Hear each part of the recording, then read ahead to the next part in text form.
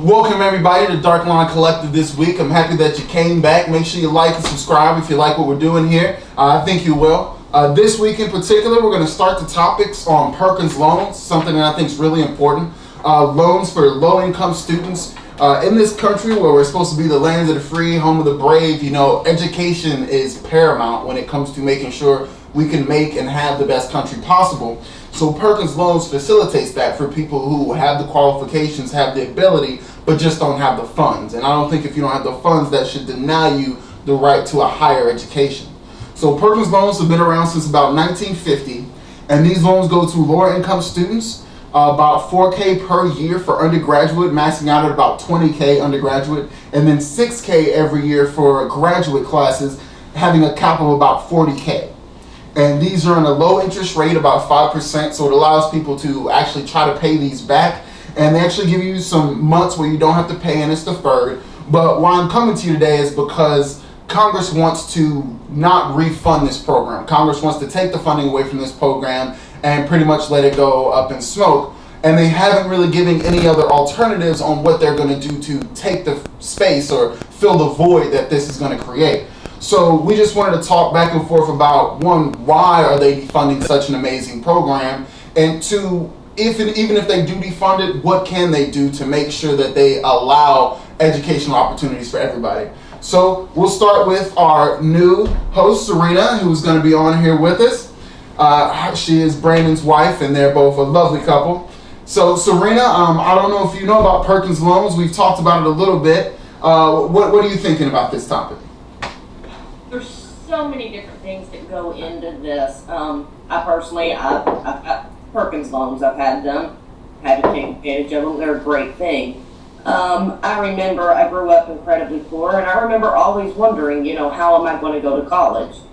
And these made it possible. I was able to go to school because of this. And I remember, always telling my little brother as he was coming up behind me, don't worry about it, you can go to school. Even if you're, in debt for the rest of your life, you're still going to get the education. At the same time, though, I recognize that there are a lot of people who aren't paying their loans back. Mm-hmm. So it is absolutely tanking, the federal government right now. If they're dishing out, would you say, $40,000 a year for graduate school? Mm-hmm. Well, $40,000 in totality. Yeah, in totality. Mm-hmm. I mean, that's a lot of money whenever you sum it up to everybody who's taking advantage of this. I don't necessarily think we should defund it, but okay, we should defund it, but we need to have an alternative in place first. Unfortunately, I'm not in a situation to offer one of those. Maybe one of you guys have a good idea as to what should replace this. What should replace Perkins Loans? Mm-hmm. Honestly, for me, I'm going with Sanders on this. Elementary school is free, middle school is free, high school is free, college should be free. I'll give you graduate school, law school, medical school. Those still need, those are more specialized. I can give you charging people for those. But a basic education in today's world doesn't stop at high school anymore. It used to be they could stop at 5th grade, and then they could stop at 9th grade, get a GED. Now you can't stop with an associate's degree. You do need a bachelor's degree to get, nowadays just to get your foot in the door. So for me, I think education's a basic human right, and I think it should be free, and that's how I think we should handle the Perkins loans and the student loans. Get rid of them and replace it with, you want to go to college? Go to college. You want to be an art major in college? That's fine. But, if you want to do anything outside of that, you're going to have to pay for it. But, engineering, biology, teachers, things that IT people, things like that could be free, and that would help our economy, because right now I'm so far in debt, there's no way I could get a loan for a house. Mm-hmm. So instead of me building equity in, us building equity in our life, we're shelling out rent, and that's money that just goes nowhere. Yeah. So, Because between the two of us, we could we could pay for a house. Well, no, but between the two of us, we're over $100,000 in debt in student loans. Yep. I would love to say that that doesn't hurt us whenever it comes to trying to build equity. But yeah, it does. Those things count against us. Yep. What about you, Jaysin? I'm completely in Sanders' boat on this topic. I think school needs to be free. Definitely college, because it's absolutely ridiculous how much we have to pay nowadays to go to college. Being in school right now, I'm lucky that I have the GI Bill to cover school. So if I didn't have that, I'd be up a creek. Yeah. I wouldn't be going to school right now because I wouldn't have the money for it. I'd just be working minimum wage somewhere, barely making ends meet. And that's the main problem to me when it comes to them taking away Perkins loans. And I agree, they do need to find a way to pay it back, but I don't think any of you should have to pay back school, you know? Yes, if you go to maybe a graduate school or something like that, 20, 30 grand, you have a possibility of paying that back in your lifetime. $100,000 that you're accruing interest on every single year. So by the time you get done paying that, you're not paying $100,000, you're paying about $250,000 back. So it's like, that to me is ridiculous. And my mom said something very similar to what you said, Sirena. She was like, when you go to college, just go to college. Get your loans. Like, you're going to have to pay it back eventually, but don't let that stop you. And she didn't stop paying back her loans till she was in her 50s. So it's a shame that someone spends so few years in college, but yet so many years, 20, 30 years, paying back the loans they got in college. So we're creating a society of debt. And not only on top of that, we're disenfranchising people and we're pushing people out of the education system when we're clamoring that we need more educated people for jobs. Well, if we need more educated people for jobs, educate the people. And I think it's a very common saying that it's like, you know, like you said, we used to be able to stop at 5th, 9th grade, and those are, as our jobs got more technical and as they got more sophisticated, we had to continue to push that cap. Yep. A graduate school, I mean not graduate school, but an undergraduate degree, they say it's pretty much like a diploma from high school now, like as far as where it ranks in jobs and businesses and such. So for those more specialized schools, you know, I can understand again, you know, maybe paying something extra for that. But even then, like, you're still kind of forced to do those things, because if you don't, then you're still going to be kind of the bottom of the totem pole when it comes to education.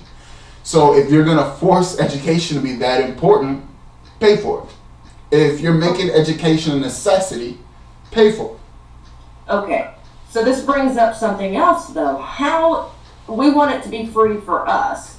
What that means is the government, somebody's got to absorb that cost. You know, you brought up that elementary school's free, middle school's free, high school's free. They're not. The taxpayers pay for those things.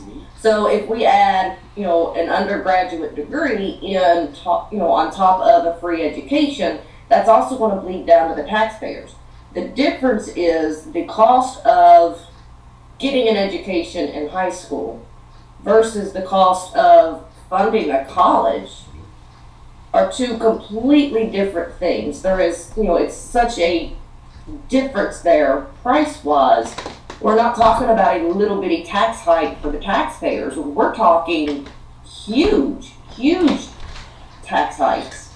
I don't think it would be that large of a tax hike. Maybe, you know, the overall figure of the number would be a large number, but cut up per person that actually pays the taxes, I don't think it would be that large of an increase if we, you know, do start treating the colleges that are being publicly funded. You know, there would still be the Ivy Leagues, you know, Harvard, MIT, those people, you know, but the public institutions are what I'm talking about. So you're not talking about every college in the country, and you're not even talking about really the most expensive ones per se. So I don't think that the increase in taxes on my paycheck and on your paycheck would be that big of a difference to us. However, sending our kids to college without fear of them having to go through what we go through, or, you know, whatever else can come down the pipeline with another economy crash or anything like that. So, you know, I would pay an extra $150 out of my check, you know, for the government to take, that every child has a college education. And again, like you said, Brandon, I don't think it'll even be that much. And when you disperse it amongst all the vast amount of people we have in this country, that's, you know, $2-3 from each person extra. Honestly, I would probably institute a business tax, a business Absolutely. education tax. I agree. Because businesses are the ones who are really generating the profit off of the education. I'm not saying that's a bad thing. That's why we educate our children. But the businesses are the ones who are getting the innovations, the patents, the money. So, give them a education tax. Like, hey guys, send us 10% and we've got education covered, so that way you don't have to train your people as hard, maybe, because... But that comes back to a point that I was thinking about a minute ago. I know that there are some workplaces out there, some employers who will pay for furthering education. Yeah.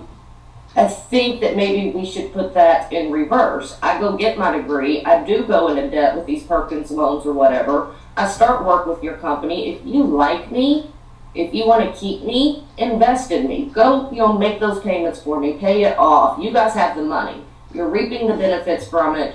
I think that would be a really great, and offer, some tax breaks to them for do it. Let's give them some incentive to help us get out of debt and make our employees more productive. I know that if I could go to work every day and know that my loans are paid for and my company actually appreciates me enough to do that, I might be more productive. Not that I'm not productive now, but But also more loyal to the company. Absolutely. But also, that's one thing, I like what you're saying and I understand, but I think that kind of, in a sense, I hate to use such a strong word, but enslaves you to the company. You now, okay, I kind of can't leave this company. Like a lot of people when it came to their healthcare, they wanted to leave the company, but they didn't leave the company because the company had their healthcare. And if they left that company, they would have no more healthcare. Right. And I would hate for that to be an issue. Companies that did have healthcare. It was, if we have all companies, come across the board and say, if you work here, we'll pay, your college bill or whatever. But, so that way people would hop. Because not only are the new companies getting the education, but they're getting the actual practical experience as well.